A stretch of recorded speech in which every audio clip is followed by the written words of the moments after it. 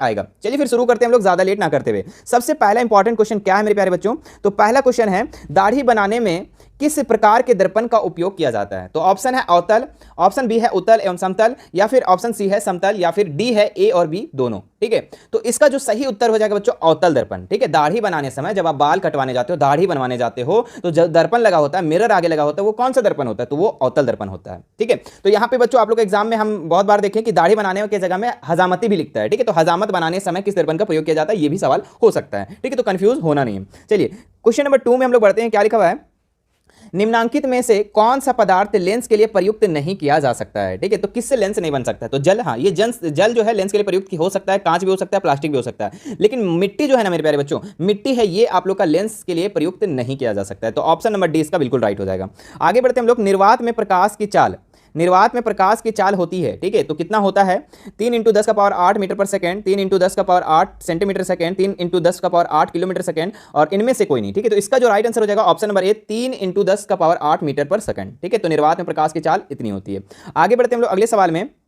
प्रवर्तन के नियम से निर्धारित होता है। ठीक है, तो आपतन कोण प्रवर्तन कोण बराबर होता है, प्रवर्तन कोण और अपवर्तन कोण बराबर होता है, आपतन कोण और विचलन कोण बराबर होता है, इनमें से कोई नहीं। ठीक है, तो प्रवर्तन के 2 नियम है बच्चों। ठीक है, प्रकाश का प्रवर्तन का 2 नियम है, जिसमें से आपतन कोण और प्रवर्तन कोण जो होते हैं ये दोनों बराबर होते हैं। ठीक है, ऑप्शन नंबर ए इसका बिल्कुल राइट हो जाएगा। ठीक है, इसको हम थोड़ा अच्छे से समझ लेते हैं। जैसे बच्चों यहाँ पे एक समतल कुछ दर्पण है, ठीक है, और इस तरीके से मान लो कि कोई किरण आ रहा है, ठीक है, आपतित किरण इस तरीके से आ रहा है, ठीक है, और यहां से क्या हो रहा है? परिवर्तित किरण जा रहा है इस तरीके से, ठीक है, और बीच में एक जो होता है वो होता है अभिलंब। क्या होता है? बीच में एक होता है इस तरीके से जो होता है अभिलंब। ठीक है, और इससे जो एक बना कोण और इससे एक बना कोण, ठीक है, एक को हम लोग बोलते हैं आई और एक को आर, दोनों जो होता है ना इक्वल होता है। मतलब आपतन कोण ये वाला कोण और प्रवर्तन कोण मेरे प्यारे बच्चों, प्रवर्तन कोण ये दोनों जो होते हैं आपस में बराबर होते हैं। ठीक है, तो इस चीज को आप लोग को याद रखना है। क्लियर है? ठीक है, चलो आगे बढ़ते हैं। यहां पे आप लोग का ये भी हो सकता है आई = आर। ठीक है, यानी आपतन कोण और प्रवर्तन कोण दोनों क्या होते हैं? आपस में बराबर होते हैं। आगे देखते हैं हम लोग। प्रकाश की किरणें गमन करती है, ठीक है, तो कैसी, कहां गमन करती है? तो सीधी रेखा में, टेढ़ी रेखा में, किसी भी दिशा में, इनमें से कोई नहीं। तो ये सीधी रेखा में गमन करती है बच्चों, ऑप्शन नंबर ए इसका राइट हो जाएगा। किसी माध्यम से अपवर्तनांक का मान होता है, ठीक है, किसी माध्यम से अपवर्तनांक का मान कितना होता है? sin i बटा sin r, sin r बटा sin i, sin i into sin r, और sin r into sin R. ठीक है, तो इसका जो राइट आंसर हो जाएगा बच्चों option number A, sin i बटा sin r। ठीक है, चलो आगे बढ़ते हैं हम लोग। प्रकाश के अपवर्तन के कितने नियम हैं? ठीक है, तो प्रकाश के अपवर्तन के जो नियम है बच्चों वो 2 नियम है। ठीक है, याद रखना, प्रकाश के अपवर्तन के 2 नियम है। ठीक है, और प्रकाश के प्रवर्तन का भी 2 नियम है, ये भी आप लोग को याद रखना है। प्रकाश के प्रवर्तन का भी 2 नियम है और अपवर्तन का भी 2 नियम है। आगे बढ़ते हैं हम लोग। उत्तल दर्पण द्वारा बना प्रतिबिंब सदैव होता है। ठीक है, तो उत्तल दर्पण द्वारा बना प्रतिबिंब कैसा होता है बच्चों? तो ये हमेशा सीधा होता है। ठीक है, सीधा और आभासी होता है, काल्पनिक, जिसको आभासी को हम लोग काल्पनिक कहते हैं। तो उत्तल दर्पण से जो भी बनता है प्रतिबिंब बच्चों, जो छाया बनता है वो आपका सीधा बनता है और आभासी बनता है, ठीक है, काल्पनिक बनता है। लेकिन यही अवतल दर्पण में पूछा तो उल्टा लिखना, वहां वास्तविक और उल्टा। ठीक है, तो याद रखना। चलिए आगे बढ़ते हैं हम लोग अगले सवाल में। समतल दर्पण द्वारा क्या बनते हैं? ठीक है, तो समतल दर्पण द्वारा क्या बनते हैं बच्चों? ठीक है, आभासी प्रतिबिंब, वास्तविक प्रतिबिंब, ए और बी दोनों, इनमें से कोई नहीं। ठीक है, तो समतल दर्पण द्वारा भी जो बनते हैं बच्चों वो भी आभासी बनता है, ऑप्शन नंबर ए इसका राइट हो जाएगा। ठीक है, मैं एक बार लिख देता हूं, आप लोग को थोड़ा सा क्लियर हो जाएगा। ठीक है, देखो यहां पे सबसे पहले हम लिखते हैं उत्तल दर्पण का। जब भी उत्तल दर्पण पूछा, ठीक है, याद रखना, उत्तल दर्पण पूछा तो इसमें क्या क्या बनेगा? आभासी बनेगा। ठीक है, याद रखना, ठीक है, आभासी और सीधा बनेगा। ठीक है, आभासी और सीधा। ठीक है, और यही चीज पूछ दिया कि अवतल, अवतल, अवतल पूछा तो यहां पे बनेगा जो बच्चों आभासी नहीं, यहां पे आपका बनेगा वास्तविक। ठीक है, वास्तविक, आभासी को हम लोग काल्पनिक भी कहते हैं, याद रखना। ठीक है, वास्तविक और क्या बनेगा? वास्तविक और यहाँ पे उल्टा बनेगा। ठीक है, तो दोनों चीज को आप स्क्रीनशॉट ले लो। ठीक है, याद रखना। ठीक है, उत्तल दर्पण में आभासी और सीधा, मतलब काल्पनिक और सीधा, और अवतल में वास्तविक और उल्टा। ठीक है, और समतल में भी सेम इसी तरीके से उत्तल वाला काम होगा। ठीक है, आभासी का प्रतिबिंब बनता है। ठीक है, आगे बढ़ते हैं हम लोग 10 नंबर सवाल में। एक गोलीय दर्पण की वक्रता त्रिज्या 40 सेंटीमीटर है, तो इसकी फोकस दूरी होगी। ठीक है, तो वक्रता त्रिज्या, इसका फोकस दूरी पूछ रहा है बच्चों, तो f बराबर जो फॉर्मूला होता है वो r/2 होता है, यानी वक्रता त्रिज्या का आधा होता है। तो वक्रता त्रिज्या कितना है मेरे प्यारे बच्चों? तो 40 है, और इसको 2 से डिवाइड कर देंगे तो कितना हो जाएगा? 20। ठीक है, तो 20 सेंटीमीटर इसका राइट आंसर हो जाएगा, ऑप्शन नंबर सी। आगे बढ़ते हैं हम लोग। फोकस के अभिसारित करने वाला किरण पुंज परावर्तन के बाद समांतर किरण पुंज किस दर्पण में बदल जाता है? ठीक है, तो अवतल दर्पण में, उत्तल दर्पण में, या दोनों दर्पण में, या इनमें से कोई नहीं। ठीक है, तो इसका जो राइट आंसर हो जाएगा ऑप्शन नंबर सी। ठीक है, ए और बी दोनों में। आगे बढ़ते हैं हम लोग अगले सवाल में। तेल लगा कागज होता है। ठीक है, तेल लगा कागज पारदर्शक होता है, एकदम पूरा क्लियर दिख जाता है कि अगर तेल में, कागज में हम तेल लगा दे बच्चों तो क्या पूरा क्लियर दिख जाता है? आर पार नहीं दिखता है, तो पारदर्शक तो होगा नहीं, अपारदर्शक। अगर देखिए सिर्फ कागज रहा तो अपारदर्शक है, लेकिन कागज में अगर हम तेल लगा देते तो पीछे वाला जो भी चीज होता है, जैसे कागज में तेल लगा लो और उसके बाद आप देखो आंख से, ठीक है, तो पीछे वाला हल्का हल्का आपको दिखाई देगा, ठीक है, तो अपारदर्शक भी नहीं होगा, ठीक है, मतलब तो यहाँ पे क्या हो जाएगा, पारभाषक। जो हल्का हल्का दिखाई देता है बच्चों तेल लगा करके, अगर कागज को आप देखते हैं एक साइड से दूसरे साइड, तो वो हल्का हल्का दिखाई देता है, जिसको हम लोग पारभाषक कहते हैं। ऑप्शन नंबर सी इसका बिल्कुल राइट हो जाएगा। आगे बढ़ते हैं हम लोग। डायोप्टर उस लेंस की क्षमता होती है जिसकी फोकस दूरी है, ठीक है, तो डायोप्टर सबसे पहले तो आपको जान लेना है कि लेंस का एसआई मात्रक डायोप्टर होता है, ठीक है, ये याद रख लेना, ठीक है। बाकी यहां पे पूछ रहा है कि डायोप्टर उस लेंस की क्षमता जिसकी फोकस दूरी बच्चों अगर 1 मीटर है, ठीक है, जिसकी फोकस दूरी अगर 1 मीटर है तो उसका जो लेंस की क्षमता होगा वो 1 डायोप्टर होगा, ठीक है, तो ये भी याद रखना है। तो 1 मीटर इसका राइट आंसर हो जाएगा। यदि आपतन कोण I और प्रवर्तन कोण R हो तो क्या होगा? अभी हमने जस्ट बताया कि आपतन कोण और प्रवर्तन कोण हमेशा ऑलवेज बराबर होता है, ठीक है, तो ऑप्शन नंबर ए इसका बिल्कुल राइट हो जाएगा। आगे देखते हैं हम लोग इस सवाल में।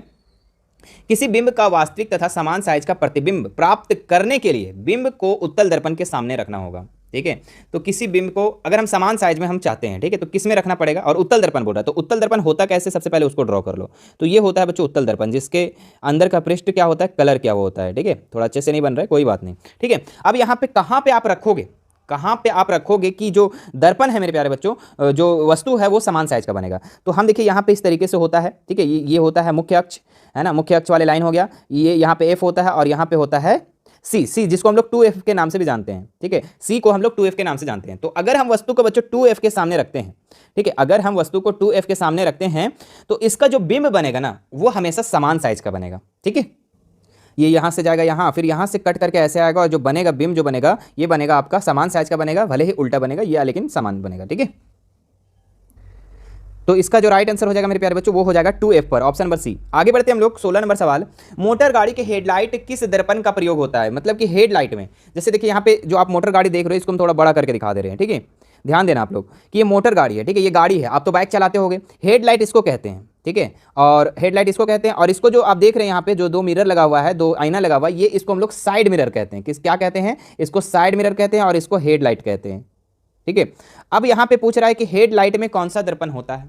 तो हेडलाइट में मेरे प्यारे बच्चों वो अवतल दर्पण होता है, याद रखना, ठीक है, कौन सा दर्पण होता है? तो अवतल दर्पण होता है। और मेरे प्यारे बच्चों और जो साइड मिरर में होता है, ठीक है, जो आप जब गाड़ी चलाते हो तो पीछे देखने के लिए ये मिरर का प्रयोग करते हैं, और ये जो मिरर होता है बच्चों ये आपका उत्तल दर्पण का होता है। कौन सा दर्पण का होता है? उत्तल दर्पण का। तो दोनों चीज याद रहेगा, ठीक है, दोनों चीज याद रहना चाहिए कि जो हेडलाइट में होता है सर वो अवतल दर्पण का होता है और जो साइड मिरर होता है गाड़ी का वो आपका उत्तल दर्पण का होता है, ठीक है। चलो आगे, अब देखो यहाँ पे सवाल क्या था, हेडलाइट में, तो अवतल दर्पण, ऑप्शन नंबर ए मार के हम लोग घर चले आएंगे, है ना। आगे बढ़ते हम लोग। हीरा का अपवर्तनांक है, ठीक है, तो हीरा का अपवर्तनांक कितना है मेरे प्यारे बच्चों? तो हीरा का जो अपवर्तनांक है ये आपका 2.42 है, ठीक है, ऑप्शन नंबर डी इसका बिल्कुल राइट हो जाएगा। आगे देखते हैं हम लोग। सिनेमा के पर्दे पर किस प्रकार का प्रतिबिंब बनता है? ठीक है, तो वास्तविक प्रतिबिंब, आभासी प्रतिबिंब, ए और बी दोनों इनमें से कोई नहीं, ठीक है, तो वास्तविक प्रतिबिंब बनता है बच्चों, ठीक है, तो ऑप्शन नंबर ए इसका बिल्कुल राइट हो जाएगा 18 नंबर का। 19 नंबर में आइए, उत्तल लेंस की क्षमता होती है, तो उत्तल लेंस की क्षमता क्या होती है? धनात्मक होती है, ऋणात्मक होती है या शून्य होती है या इनमें से कोई नहीं? तो आपको याद रखना कि उत्तल लेंस बच्चों हमेशा का हमेशा धनात्मक होगा। क्या होगा? धनात्मक, ठीक है, उत्तल लेंस होगा जो वो धनात्मक होगा, और जो ऋणात्मक होगा बच्चों वो अवतल लेंस होगा। कौन सा लेंस? अवतल लेंस, ठीक है। इसका एक स्टोरी हम थोड़ा सा बताते हैं, आपको थोड़ा ज्यादा क्लियर होगा, ठीक है। देखो बच्चों, देखो बहुत सारे स्टूडेंट लोग को क्या है कि चश्मा लग जाता है, जैसे मेरा भी लग गया, ठीक है, तो जिसको नजदीक का दिखाई देता है दूर का नहीं दिखाई देता, किसी को नजदीक दूर का दिखाई देता है नजदीक का नहीं दिखाई देता है, ठीक है, तो इस तरीके से होता है। तो जिसका उत्तल लेंस लगा होता है बच्चों, ठीक है, जिसका आंख में, जिसका चश्मा में उत्तल लेंस लगा होता है, ठीक है, उसका जो ये नंबर देखेंगे तो वो धनात्मक होगा, प्लस पॉइंट होगा, ठीक है, याद रखना। और जिसका अवतल लेंस लगा हुआ रहता है उसका जो उसका नंबर होता है चश्मा का वो आपका ऋणात्मक में होता है, माइनस में, ठीक है। तो मुझे तो बच्चों माइनस में है, ठीक है, यानी मुझे दूर वाले क्लियर नहीं दिखाई देता। इसका मतलब कि हम जो है अवतल दर्पण का प्रयोग कर रहे हैं, दर्पण बोल देते हैं, सॉरी, अवतल लेंस का प्रयोग कर रहे हैं, और मेरा जो नंबर आता है ना जब भी हम चेक करवाते हैं तो वो माइनस में होता है, ठीक है, तो ये माइनस में होता है। जिसको अवतल दर्पण, अवतल लेंस जो चश्मा यूज करता है और जो उत्तल लेंस का जो चश्मा का यूज करता है उसका जो नंबर आएगा वो पॉजिटिव आएगा, ठीक है। तो अब उम्मीद है कि क्लियर आपको हो गया होगा, ठीक है। आगे बढ़ते हैं हम लोग अगले सवाल में। 2 डायोप्टर, ठीक है, 2D क्षमता वाले लेंस की फोकस दूरी है, ठीक है, तो इसका एक फॉर्मूला होता है बच्चों कि P बराबर P बराबर 1/f, ठीक है, जिसका P यहाँ पे दे दिया गया है और फोकस दूरी निकालने बोल रहा है, ठीक है। अगर हम F को इधर कर देते हैं तो क्या हो जाएगा 1/p हो जाएगा, ठीक है, और इस पे पुट कर देंगे तो हमारा क्या हो जाएगा 1 यहाँ पे देखिए मीटर में, यहाँ सेंटीमीटर में दिया हुआ है और हमारा जो 1/1 जो दिया हुआ रहता है ये मीटर में, तो इसको हम सेंटीमीटर में करने के लिए 100 कर देंगे। और P कितना दिया हुआ बच्चों, P 2 दिया हुआ है, ठीक है, देखिए 2 डायोप्टर 2 दिया हुआ है, तो ये कितना हो जाएगा 50, तो इसका राइट आंसर हो जाएगा 50 सेंटीमीटर, ठीक है। आपको फॉर्मूला बस याद रखना, P बराबर 1/f होता है, जब F निकालने बोलेगा तो P को इधर कर देना और P को निकालने रहा तो F को इधर कर देना, ठीक है। आगे बढ़ते हैं हम लोग, 50 इसका राइट आंसर हो जाएगा, ठीक है, ऑप्शन नंबर ए। लेंस की क्षमता के SI मात्रा क्या होगा, अभी हमने जस्ट बताया डायोप्टर होता है, ठीक है। जब भी आप चश्मा चेक करवाओगे ना, अपने आंख का चेक करवाओगे तो अगर किसी का आंख खराब है तो उसका जो नंबर मिलता है वो डायोप्टर में मिलता है, ठीक है। आगे देखिए, उत्तल लेंस में जब बिंब फोकस एवं लेंस के बीच रखी जाती है तब प्रतिबिंब बनता है, तो कैसा बनता है बच्चों, ठीक है। फोकस और लेंस के बीच जब रखा जाता है तो काल्पनिक और सीधा, काल्पनिक और उल्टा, वास्तविक और उल्टा, वास्तविक और सीधा, ठीक है। तो सबसे पहले देखो बच्चों कि काल्पनिक बनेगा तो उल्टा नहीं बनेगा, ये ऑप्शन कट गया, ठीक है। और वास्तविक बनेगा तो सीधा नहीं बनेगा, वास्तविक के साथ हमेशा उल्टा बनेगा और काल्पनिक के साथ हमेशा सीधा बनेगा। अब ए और बी में यहाँ पे 2 ऑप्शन आ गया, ठीक है। तो इसका जो राइट आंसर हो जाएगा बच्चों ए नंबर, ठीक है, काल्पनिक और सीधा, ठीक है। आप लोगों को हमने पहले बताया उत्तल लेंस में जो भी बिंब बनता है लगभग आपका काल्पनिक बनता है, आभासी बनता है, और उसके साथ क्या होता है सीधा होता है, ठीक है। तो ऑप्शन कटिंग करना सीख गए कि कैसे ऑप्शन कटता है, ठीक है। काल्पनिक के साथ कभी उल्टा नहीं लगेगा, काल्पनिक के साथ हमेशा सीधा लगेगा, वास्तविक के साथ हमेशा उल्टा लगेगा, कभी सीधा नहीं लगेगा, ठीक है। आगे बढ़ते हैं, किसी लेंस के प्रकाशिक के केंद्र से होकर गुजरने वाली किरणें के पथ में अपवर्तन के बाद क्या होता है, ठीक है। तो किसी लेंस के प्रकाशीय केंद्र से होकर गुजरने वाली किरणों का जो पथ होता है बच्चों वो हमेशा विचलन नहीं होता है, वो सीधा जाता है। जैसे कि मान लो कि ये आपका दर्पण है या लेंस है, कुछ भी है, दर्पण है मान लो, ठीक है, और इस चलो लेंस बना देते हैं, ठीक है, और ये होता है प्रकाशिक केंद्र, ठीक है। यहाँ से जो भी रेखा गुजरेगी वो सीधा होगा, ऐसा नहीं कि यहाँ आया और ऐसे चला गया, ऐसा टेढ़ा नहीं होगा, ठीक है। जो भी यहाँ से गुजरेगा वो आपका सीधा गुजरेगा, ठीक है। प्रकाशिक केंद्र यही होता है बीच वाला, और इससे जो भी रेखा गुजरेगा वो किरण जो गुजरेगा वो हमेशा सीधा गुजरेगा, चाहे वो उत्तल दर्पण हो चाहे वो अवतल दर्पण हो, याद रखना। तो ये विचलन नहीं होता है, ऑप्शन नंबर इसका राइट हो जाएगा। प्रकाशिक माध्यम कितने प्रकार के होते हैं, ठीक है। तो प्रकाशिक माध्यम कितने प्रकार के होते हैं बच्चों, तो 2 प्रकार के होते हैं। कितने प्रकार के, 2 प्रकार के, एक पारदर्शक प्रकाशिक माध्यम और एक अपारदर्शक प्रकाशिक माध्यम, ठीक है। तो याद रखना। आगे बढ़ते हैं हम लोग, माध्यम बदलने पर प्रकाश का वेग का बदलना है कहलाता है, क्या कहलाता है। तो माध्यम अगर बदलते हैं, मान लो कि यहाँ पानी है, ठीक है, मान लो कि ये क्या है, पानी है, ठीक है, और यहाँ मान लो कि एक शीशा है, शीशा से हम यहाँ पे एक टॉर्च जलाए, यहाँ पे शीशा आया, ठीक है, और शीशा से क्रॉस करके जो रेखा है वो पानी में चला गया, पानी से फिर ऐसे चल गया, मतलब कि यहाँ वेग जो होता है चेंज हो जाता है। क्योंकि आपको पता है कि जो निर्वात में सबसे ज़्यादा प्रकाश चलता है, ठीक है, और उसके बाद कांच में धीरे हो जाता है, फिर जल में और धीरे हो जाता है। तो इस तरीके से वेग का बदलना जो होता है बच्चों वो अपवर्तन कहलाता है। ऑप्शन नंबर बी इसका राइट हो जाएगा, है ना। 25 का जो बी हो जाएगा, अवर्तन लिखा हुआ है ना, तो अपवर्तन इसका राइट आंसर हो जाएगा, ठीक है। प्रकाश के अपवर्तन के कारण क्या होता है कि अगर माध्यम को हम चेंज कर दें तो प्रकाश की चाल भी चेंज हो जाएगी, प्रकाश का वेग भी चेंज हो जाएगी। आगे बढ़ते लोग, पानी में डाली गई छड़ी टेढ़ी दिखती है, इसका कारण क्या है, तो अपवर्तन के कारण दिखता है, ठीक है। आगे बढ़ते हम लोग, पानी से भरी बाल्टी की गहराई कम दिखती है क्योंकि इसका कारण है, इसका कारण अपवर्तन ही है, ठीक है। अपवर्तन ऑप्शन नंबर ए इसका राइट हो जाएगा। किस दर्पण का दृष्टि सबसे बड़ा होता है, ठीक है। तो 2 दर्पण है, एक उत्तल दर्पण एक अवतल दर्पण, ठीक है। दोनों दर्पण में सबसे ज्यादा दृष्टि जो क्षेत्र होता है वो उत्तल का होता है, ठीक है।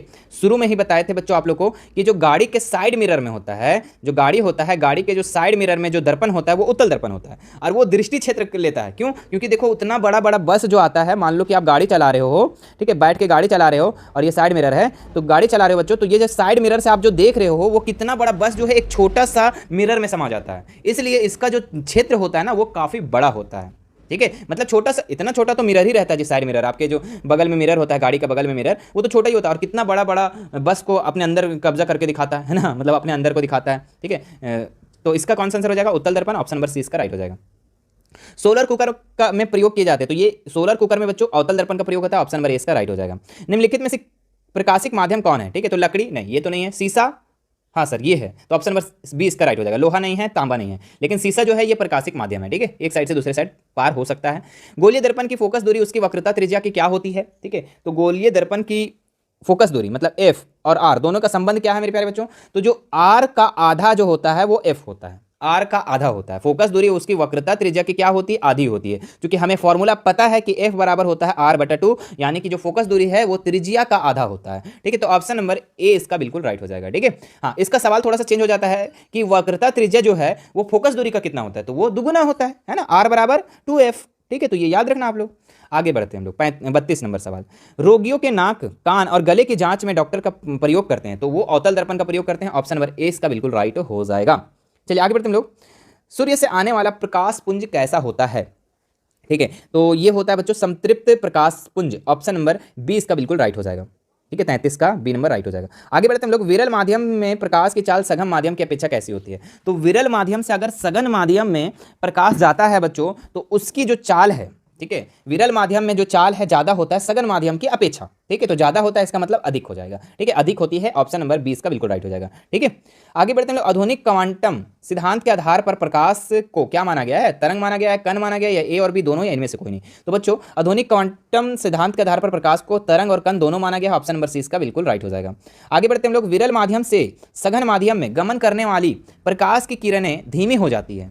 ठीक है, अतः इसका झुकाव किधर होता है बच्चों? ठीक है, विरल माध्यम से सघन माध्यम में करने वाली प्रकाश की किरणें धीमी हो जाती है, तो इसका जो झुकाव होता है बच्चों ये होता है अभिलंब की ओर, इसका झुकाव होता है, ऑप्शन नंबर सी इसका बिल्कुल राइट हो जाएगा। ठीक है, वक्त काफ़ी ज़्यादा हो गया है, वीडियो लंबी हो जाएगी। ठीक है, तो मैं अभी इसको यहीं तक छोड़